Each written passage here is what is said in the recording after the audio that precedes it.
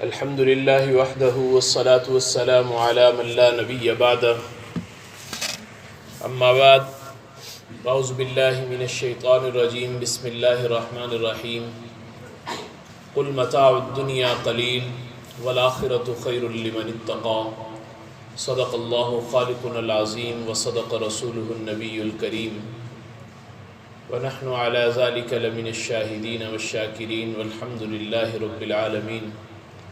میرے قابل صد احترام بزرگوں، بھائی اور دوستو،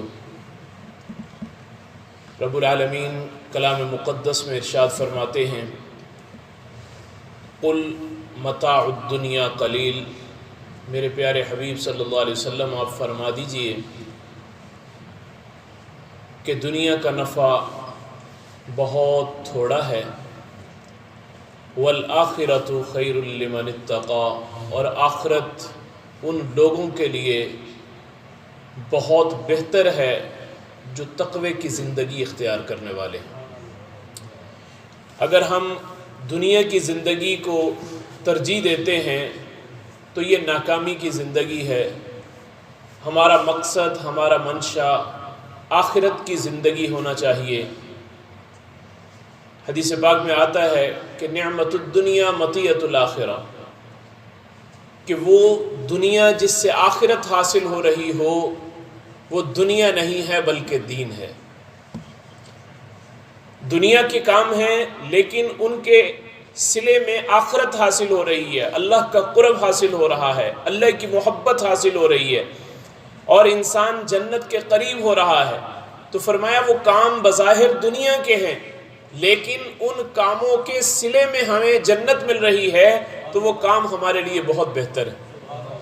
بظاہر دنیا داری کے کام ہیں لیکن ان دنیا داری کے کاموں میں بھی اللہ کی رضا پوشیدہ ہے، اللہ کی محبت کے اندر ہم کھو کر وہ کام کرتے ہیں تو ہمارے لیے وہ کام اللہ کی محبت کے حصول کا ذریعہ بن رہے ہیں اور ہمارے لیے جنت کے ملنے کا ذریعہ بن رہے ہیں۔ ابراہیم ابن ادہم رحمۃ اللہ علیہ حضرت ایک دن بادشاہ وقت تھے، محل میں سوئے ہوئے ہیں، رات کو کسی کی چھت پر چلنے کی آواز سنی، خدام کو بھگایا کہ جاؤ جا کر دیکھو کون ہے چھت پہ۔ تو وہ بھاگتے ہوئے گئے، جا کے دیکھا تو ایک آدمی چھت پہ پھر رہا تھا، پکڑ کے لے آئے نیچے، کہا کہ بھائی کون ہو تم؟ کہنے لگا میں آپ کا دوست ہوں، میں آپ کا دوست ہوں۔ فرمایا کہ یہ چھت پہ کیا کر رہے تھے؟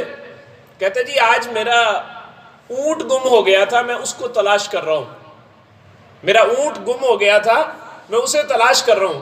فرمانے لگے کہ او پاگل آدمی، اونٹ تیرا جنگل میں گم ہوا ہے اور تلاش کر رہا اس کو محل کی چھت پہ آ کے، یہ کیسی احمقانہ بات ہے۔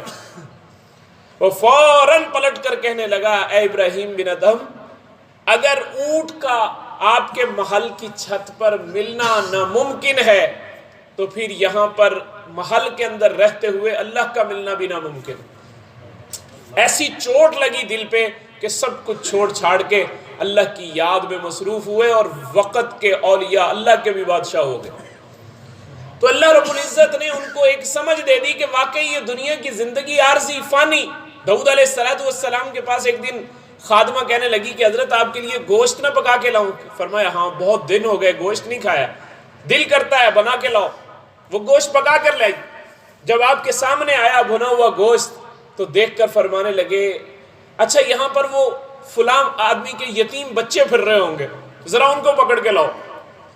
کہنے لگی کہ حضرت آپ کھائیں میں ان کو بھی کھلا دوں گی۔ فرمانے لگے نہیں، ان کو لے کے آؤ۔ جب زیادہ اصرار کیا تو اس کو سمجھانے لگے کہ دیکھو یہ گوشت میں کھاؤں گا تو کچھ دیر کے بعد یہ کوڑے کے ڈھیر پہ ہوگا، اور اگر یہی گوشت وہ یتیم بچے کھا لیں گے تو یہ گوشت تھوڑی دیر کے بعد عرش معلیٰ پہ پہنچ جائے گا۔ اب تم بتاؤ کہ اسے کوڑے کے ڈھیر پہ پھینکنا اچھا ہے یا عرش معلیٰ پہ پہنچانا اچھا ہے؟ وہ فوراً باندھی سمجھ گئی کہ حضرت جہاں سے بول رہے ہیں تو حقیقت میں یہ دنیا کی زندگی قل متاع الدنیا قلیل، فرمائے یہ دنیا کی زندگی بڑی عارضی، بڑی فانی اور بڑی مختصر سی زندگی ہے، اور اس دنیا کو کھیل تماشا کہا گیا۔ وَمَا هَذِهِ الْحَيَاةُ الدُّنْيَا إِلَّا لَهْوٌ وَلَعِبٌ، یہ دنیا کھیل تماشا ہے۔ کھیل تماشا کہنے کا مقصد کیا ہے؟ کہ یہ دنیا کی زندگی جس طرح کھیل تماشے کے اندر آدمی کو کوئی گیم ہو رہی ہو، کوئی میچ ہو رہا ہو، وقتی طور پر اس میں بڑا انٹرسٹ ہوتا ہے، بڑی دلچسپی ہوتی ہے، لیکن کچھ دیر کے بعد وہ گیم ختم ہونے والی ہوتی ہے۔ تو بالکل ہماری زندگی بھی اسی طرح ہے کہ یہ تھوڑی دیر کے لیے تو یہ بڑی دلچسپ ہے، بڑی ہی یہ ہمیں خوشامد والی زندگی نظر آ رہی ہے، لیکن حقیقت میں اس کا نتیجہ جو ہوگا وہ قبر کے کھنڈر کی صورت میں ہوگا۔ یہ ہم سب کے ساتھ ہونے والا ہے، ہم سب کو وہاں جانا ہے اور ہم سب نے اس دنیا کو چھوڑنا ہے۔ تو اس دنیا کو اپنی اصلی مقصد نہیں سمجھنا، بلکہ ہمارا اصلی مقصد وہ اللہ کی رضا کا حصول ہے، جنت کا حصول ہے۔ مومن کا گھر کہاں پہ ہے؟ دنیا کے اندر نہیں ہے، مومن کا گھر جنت کے اندر ہے، مومن کا گھر جنت کے اندر ہے۔ اور جب یہ مومن دنیا کے اندر اللہ کی رضا کے اعمال کو کرتا ہے تو اس کے بدلے میں اس کو جنت کا اس کا گھر اللہ رب العزت عطا فرما دیتے ہیں۔ اور اگر یہ صرف دنیا میں کھو جاتا ہے، دنیا کو صبح سے لے کر شام تک دنیا کمانے میں لگ جاتا ہے، دنیا کمانے کے لیے اس کی نماز بھی جا رہی ہے، دنیا کمانے کے لیے اس کا روزہ بھی جا رہا ہے، دنیا کمانے کے لیے یہ اپنی ساری کی ساری مصروفیات کے اندر لگا ہوا ہے، تو پھر یہ بندہ تباہی کی طرف اور بربادی کی طرف جا رہا ہے۔ پھر اس کا ہر آنے والا قدم، ہر اٹھنے والا قدم اس کے لیے ہلاکت اور بربادی کا سبب ہے۔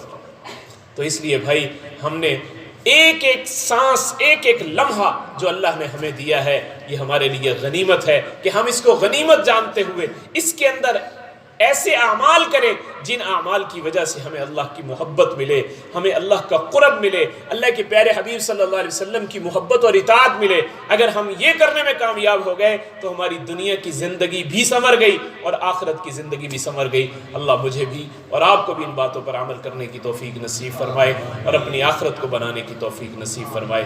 وآخر دعوانا الحمدللہ رب العالمین۔